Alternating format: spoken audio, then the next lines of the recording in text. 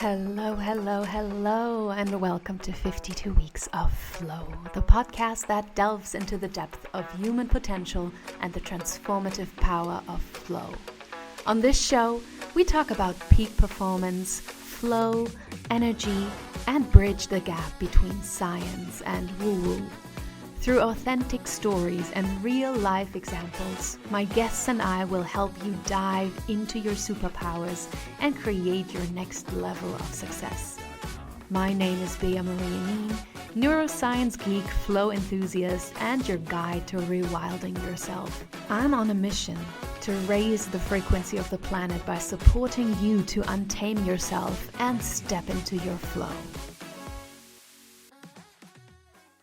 All right. Welcome to another episode. And I have a wonderful guest with me today who I'm going to talk to you about money. Yes, you heard right. We're talking about wealth. We're talking about financial freedom, and we're going to talk about abundance. And I'm going to ask her what that actually means to her. Her name is Lorna Poole, and she is an IPEC-certified coach supporting established coaches and service-based entrepreneurs to start their investment journey, build their assets to create true wealth and financial freedom so they can secure their future and live life fully on their terms. Doesn't that sound amazing? So welcome to the stage, Lorna. Thank you. Thank you for having me here, Bea. So honored to be here. And I am so happy for you to be here because lately a lot of questions come up around abundance. Like, what is abundance? And most of the time when people think about abundance, it's like money. It's like wealth. It's like financial wealth. And you are the expert in creating this financial freedom. So I'm wondering what abundance means to you. I love this question. And I think it's really important to speak to this because we're either operating in one or two states. We're either operating from a poverty state or an abundance state. And that affects how we show up in life, how we see the world, our relationship with our money, our relationship with ourselves. But abundance is a feeling. Abundance is a way of being. And life's about living, and life's about who we are in the moment. And why not be in an abundant state rather than a poverty state? Because it's a totally different energy. So, and the more I teach people about wealth and financial freedom and the practical steps of what they do with their money, really what they're looking for is emotional freedom with money, the peace, the ease, the feeling abundant, liking who they are, being free to be who they are, having that emotional freedom with money. And abundance is a big part of that. Yes, so true. And I think it's so fascinating that most of the time we put, this weight on money, that money is what will make us more successful, will make us like us more, will make us feel free, will make us blah, blah, blah, blah, blah. So that we always give money this huge part in our lives that it doesn't actually have. So how do we cut that? How do we cut that connection? How do we free ourselves? Because the more you work with money, the more you realize you have money, you don't have money, wherever your situation is with money, that it's not actually about the money. That you realize that, so how you cut it is getting to a place inside you, no matter where you are with your money, that you're okay inside. So just to share, how I got to this place. As I grew my business, money really triggered me, And as the years passed, I noticed that a lot of us put a weight on when I arrive here, like my 10K months or whatever it is. or I create that wealth and financial freedom, then I'll be happier, or then I'll be this. But it actually works the other way around. You choose today to be abundant. You choose today to be peaceful. You choose, because what people are really looking for whenever they're chasing a relationship or money or health or whatever it is to feel okay inside. And so I'm going to back up the truck a little bit. Back in 2010, I hit rock bottom over a relationship. And I learned a lot of lessons from that. I had emotional charge to my father because of my relationship with my dad. And I remember like not wanting to have controlling men in my life, right? So I would end up in relationships where men are either more into me and I wasn't into them. And then a year and a half later, I break up with them. And that cycle repeated like into mid-30s.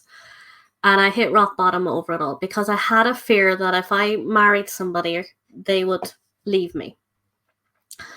And what I realized when I worked through it after I hit my rock bottom and, I was getting sick, I was losing weight, I went through it, right? And I started to come out the other end of it. And what I realized is whatever I have an emotional charge to, I recreate in my life. And most people, they'll go from here. So they'll like, don't attract a controlling guy to attracting a guy that was passive. So like kind of imagine a grandfather clock, right? Go on in. But really what you want to do is come to the middle, which is neutral. And I've realized on my journey with money that you want to come from a neutral place because that's where you can create from. Yeah. And so true. And also I had such a fear around money, like the love situation. I had such a fear around money. I'm going to lose money. Like a lot of entrepreneurs, they're like, I don't want to go back to a job. I don't want to be broke, right? And that fear is running the show. So when you train the mind, because the brain has a negative bias, right? It's meant to do that. It's protecting us, okay? So as entrepreneurs, we got to be supporting our mind to support us. So always one of the best things you can do for yourself in the morning is set yourself up for the day. So who am I being? How am I operating? Because so when I let go of the fear with the money, the fears and the triggers, it shifted how I operated with money. So coming from a neutral place and also working on my abundance mindset. Okay, so how did you work on your abundance mindset? What did you do? Like, what were the things that you did? You said already in the morning you set your day up for success, for abundance, but how did you do it? Because I believe that a lot of people say that sounds really great, but how do I do that? Can I use language on this? Yes, we are totally we're not. What I learned when I hit rock bottom is when the pain of moving is less than the pain of changing, you'll change your life. So I disciplined myself to create abundance mindset, as in I listened to recordings of Marissa Peer, for example, abundance mindset, talks about it and repeated it every day. Like it is really quite simple. And then noticing your triggers. It's one of the best things you can do actually, and I teach it in Financial Freedom Academy, is do like a money memory exercise and look at, what are your 3 strongest beliefs? What's your 3 behaviors and your 3 patterns with money? Okay. Because when you know what they are, when you know what your 3 behaviors are, and I teach this in my program, is the 3 biggest behaviors, 3 biggest beliefs, and the 3 biggest patterns, because you're repeating them all the time.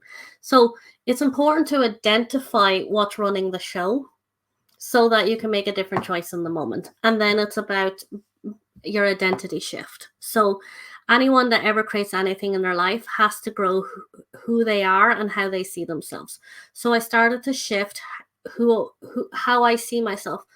Like when I started my coaching journey, I used to work with horses in a field, mucking stables, right? Mhm. I had to shift that identity when I first became a coach. You know, when I started my teaching people around wealth and financial freedom, I had an incident happen with my family that drove me to do this work. But then I had to shift my identity that I was capable of sharing with people how to create their wealth and financial freedom. Everybody that ever creates anything in their life has to shift how they see themselves inside and build their self-worth around the person they're becoming. So I do that work every morning. This is so powerful, and this is so true. When I was still working in acting, I had this belief in the back of my head that was implemented by my grandmother, and that was acting or art is a starving profession. And that plays out. Like my grandma, she used to, really tell me that every Christmas, every Easter, so she basically asked me, so how much money did you make last year? Or how much money did you? And even when I said, oh, I just hit, like, I got a job and it's like 10,000 euros, or it's like this, or it's like that, she was like, nah, because her belief was so strong that she just like put it on me, and it because she repeated it so many years, so many times, it was in my subconscious. Yeah. And you really do have to get those new beliefs into your subconscious. And I learned that, I heard that for ages and was like, don't tell me to repeat affirmation. I was so sick of that kind of industry and laws of, like, I was like, I'm done with that. But I actually, in the growth of my business, I was struggling with sales calls. And I remember the mentor at the time saying, you listen to this every day, every day. And I could like do it off my head now. If you ask me right now to do like the kind of format that I follow, I could do it off my head like that, because it's so in my subconscious now that when I show up on a call with somebody, it's very natural because I naturally know how to navigate it, right? And it's the same with the abundance mindset. It's like what you said, your grandmother was repeating it so much, it was her stuff and she was putting it on you, and then it became yours. And like, I would have had that very strongly from my childhood. My father was a very strong-minded person, and he was the boss of the house, and I really had to work on my beliefs about money and my relationship with money and what I believed about myself and what I could create. So if you can multiply that on the other direction, you'll be surprised how it will go into your subconscious if you're willing to make the changes, because you just got to get sick of the old story. Like, I'm done with not being where I need to be with my money, whatever that is for you, and shift it. Yeah. And I just want to, put a little side note here, because for a lot of people, affirmations don't work. Yeah, Repeating. I don't really, I wouldn't say, like, I'm not a big fan of affirmations. And I always say, like, sorry, I'll let you finish. If you're in inner conflict when you're repeating something, I always say, I'm in the process of believing, or I am in the process of, because if you're in conflict when you're saying it, it's not happening. You've got to be in the feeling of it, and you've got to be in the belief of it. Yeah, go ahead. Yeah. Sorry. No, that's okay, because you said earlier, we have this, our brain has this negative connotation, this negative bias on it. But our brain is also really, really logical. So, and it's very detective like. So what I learned to do is I ask myself questions. I ask myself, why do I feel so good around money? And then my brain's like, really? Do we? Okay, let's find out why, And so that, give your brain evidence. yeah, and then your brain, brings up all the things and says, oh yeah, because this, oh, because that. And then you're like, oh, cool. Yeah, I'm going to write that down. And when your brain gives yourself the answer, then you can repeat what it gave you, because your brain will, because it gave you the answer, it will be like, yeah, it's true. Celebrating is a biggie. Yes. When you Yes. celebrate, you give your brain evidence. When I was building my self-worth, I used to have a complimentary diary.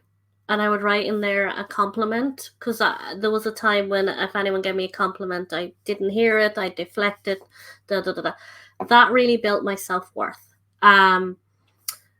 So celebrating, everything, and celebrating, good things with money, gives your brain evidence. It's exactly what you're saying, B. The more the brain sees evidence of something, the more it repeats it. So, yeah, that's huge too. I love that. Yes. Celebrate. And when you celebrate, you also, you're activating so many other parts of your brain as well, and so many other parts of your body. And so you get into this habit of celebrating not just that one win, but everything that comes after it, everything that, funnels out after that. So it's basically one big celebration for you when you start. And I would rather celebrate my whole life than, go through life being like, "Oh, how can I make this work? How can I make this work? No, let's celebrate that it's working and make it, like a big party."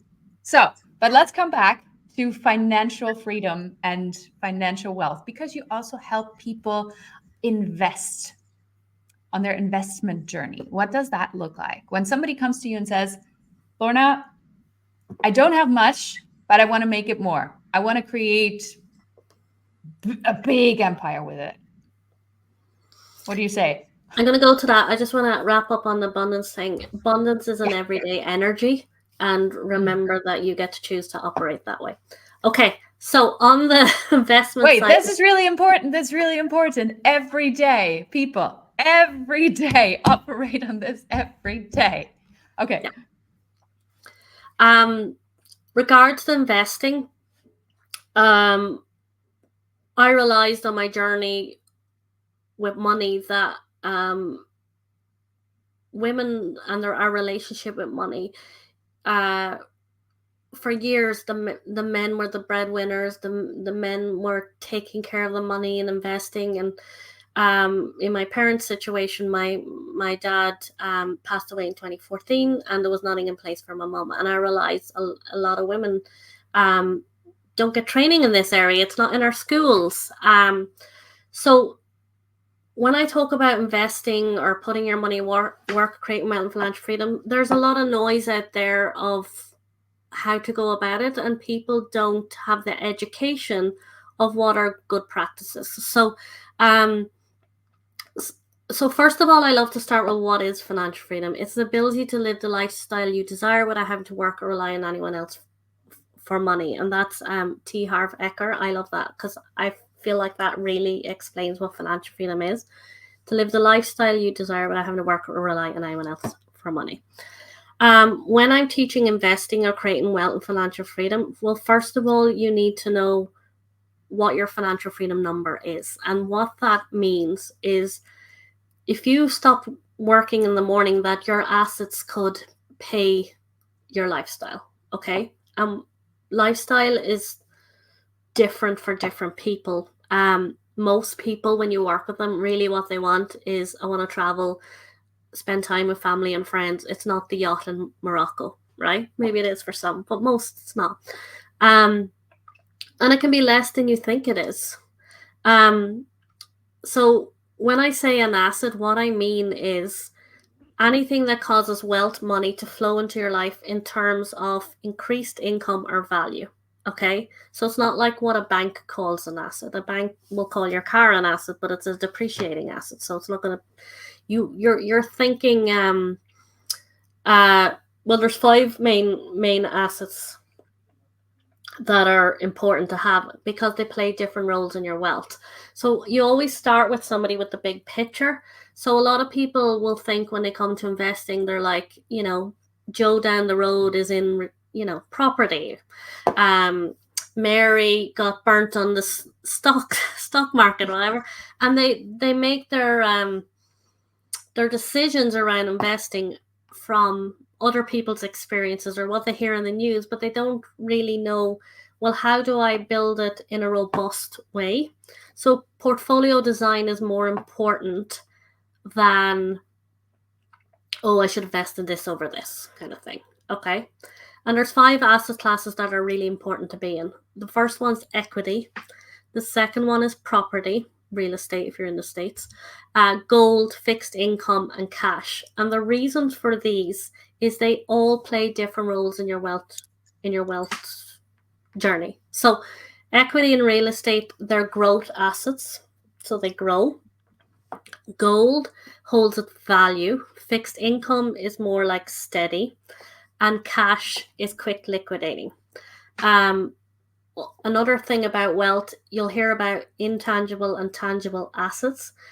So that's another way to protect yourself in that. So you want to be, when you're building your wealth, you want to be, if there's a war, the economy goes down, inflation, that you are well set up, that when these things come along, you'll be okay. And that's really, really important. What was I going to say? So tangible and intangible, what that means is if somebody bought a physical property, it's called tangible. So it takes 6 to 12 months for the money to be released, because you have to sell the house and, you know, all the documents and so forth, right? Whereas tangible, you could press a button on a computer and it turns to cash. So that protects you as well. So it's having the education around, what do I need to have in place? And what's beautiful now is how we get to do this for ourselves. And we get to understand our own money. No one will take care of your money better than you do. No one will look after your money as much as you do. And it's not as difficult as the financial industry makes it out to be, because we were all made left in ignorance, so that, like, you pass it off. Like, you can 100% take care of your own money, and you can 100% create your own wealth and financial freedom. It's getting the education and then just putting in the foundation and building upon that. And there's like different stages you can go as your knowledge grows and risk and so forth. I think this is so fascinating that you said that, because I was thinking about that the other day, that, you know, in school we learn to memorize every freaking river in our country. We get to talk about algebra and geometry and stuff that a computer can do so much better than we can and so much faster. But the thing that will follow us and be with us for our whole life, we don't learn anything about that, and that is money. Like, we don't even know what money is. We think it's coins and banknotes, but that's not what money is. So I think it's really, really cool that you're talking about, you know, educating yourself about it, to really get to the root of all the different parts that finances, money, and this whole system holds for us. I'll share this as well. I'm not a numbers person. I'm not a finance guru. I don't like spreadsheets, and I can create wealth. So, like, you know, because I had that belief for so long. I wasn't good at maths at school, and I thought, you know, I thought I needed to be able to create my wealth. And that's why I wanted to share that, because it really is about understanding, getting the fundamentals, and then just, you know, putting it in place.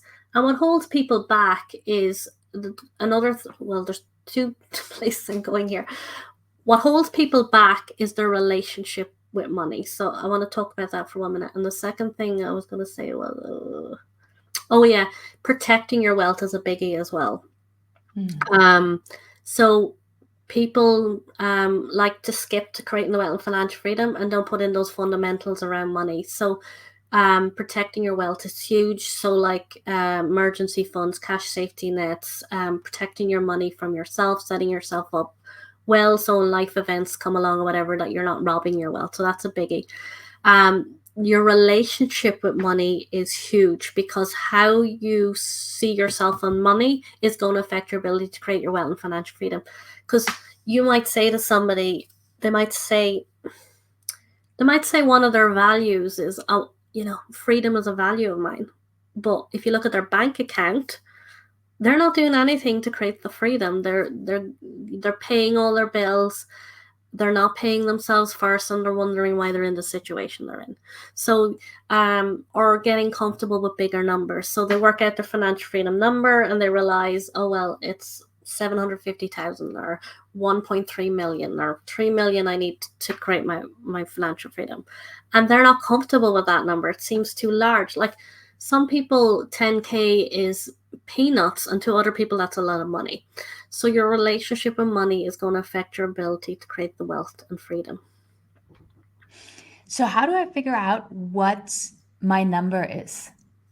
Like, what is the process? Yeah, so basically you need to know roughly how much you need per month. Okay. Divided by 8%.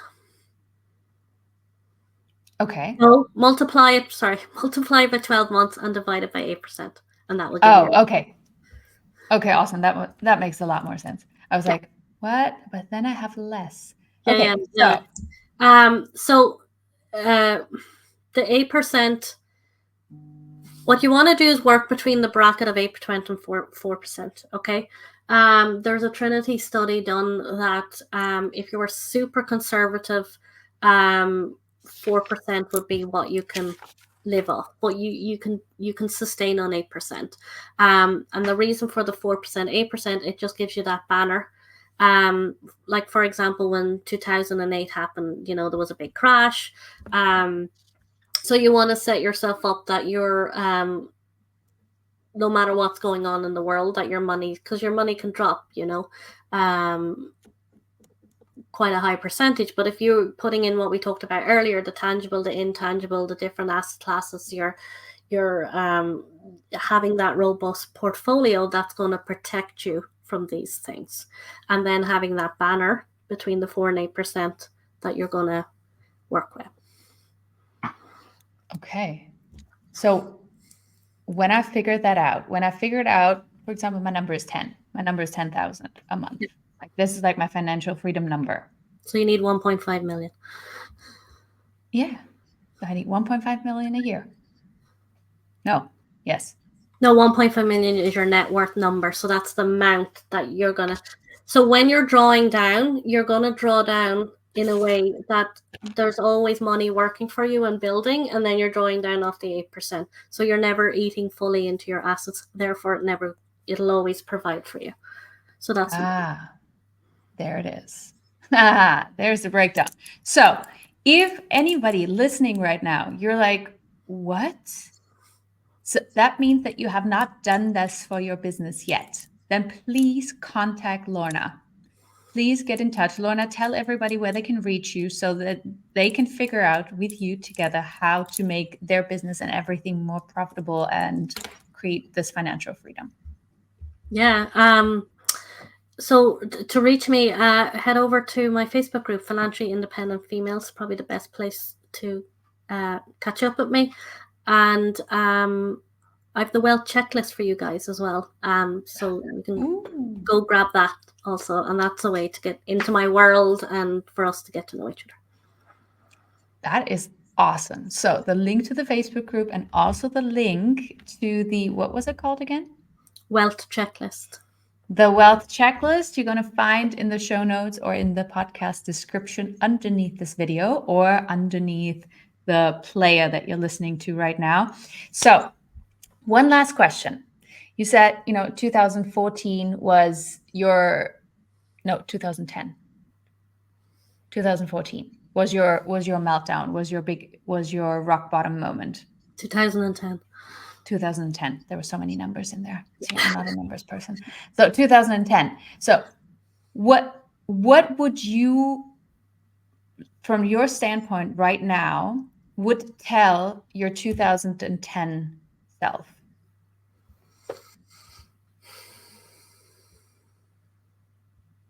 Life always works out. like the universe is always working for you, for sure. Everything's feedback, and like, it was the best thing that ever happened to me. So I welcome it again. Like, the goal that came from that was huge. Like, yeah. So be in flow with life. Everything's for you, and trust. That's what I would say. Oh, I love that. What I hear is, that setbacks are actually incidences that propel you forward, because you learn so much more than if everything would just run really, really smoothly. Yeah. And it makes your life rich. Yes. Like, Okay. it makes life touch you. So that's golden. Beautiful. Beautiful. Thank you so much, Lorna, for coming on, sharing all your wisdom and your golden nuggets. So you'll find all the links to reach Lorna below in the show notes, in the chat. So thank you so much for coming on. It was such a pleasure having you. Thank you for having me. And that's it. That's it for today. That's our show. Thank you so much for coming on and staying with us through this amazing episode, diving into financial freedom and wealth creation. I'm giving you a virtual high five right now, because you are part of the Flow family and you are such an amazing member of my life, of my community, that I cannot thank you enough. And if you have 10 seconds, then please go over to Spotify, iTunes, YouTube, wherever you're listening to us right now. Click the bell, hit the subscribe button, give us 5 stars so I can bring on more amazing guests like Lorna to bring you life incidences or life teachings that will propel you forward on your journey. And until next time, keep shining, keep learning, keep growing, and keep flowing.